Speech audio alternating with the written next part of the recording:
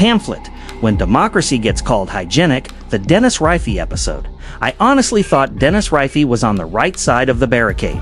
Really, I did. But apparently, I was wrong. Spectacularly wrong. Because lately, Denis has discovered a brand new political philosophy, the Hygienic Act. Yes, according to her, the cancellation of national elections, the very core of a democratic system, is not just acceptable, not just understandable, but the most hygienic act possible.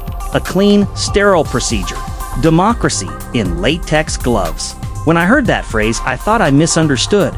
But no, she said it with full confidence, as if disinfecting the will of half the country is a public service. Let's unpack this masterpiece of logic. Darius Arma, the new logic, canceled the vote, call it clean. According to Denis, annulling the elections wasn't merely necessary, it was sanitary. Like wiping down a countertop, like using alcohol spray on the Constitution. But let's be honest, when you declare that voiding the choice of more than half the population is a hygienic act, you're not defending democracy, you're sterilizing it to death. Democracy means people choose, not a system that decides retroactively that the people chose incorrectly. So what exactly is clean here, and for whom?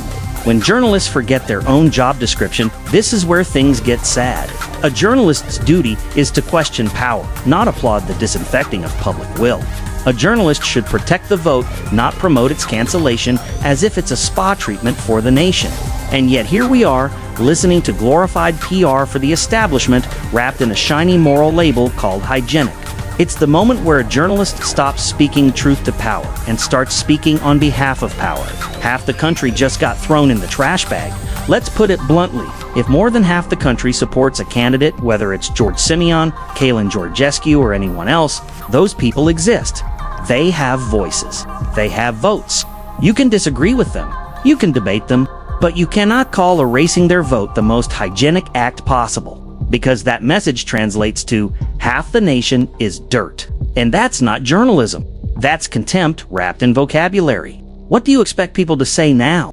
What do you think the people who voted for candidates outside the system will say after hearing that the annulment of their vote was a sanitary procedure, a cleansing ritual? What reaction does anyone expect other than anger, disgust, a feeling of betrayal? You can't sterilize democracy and expect applause.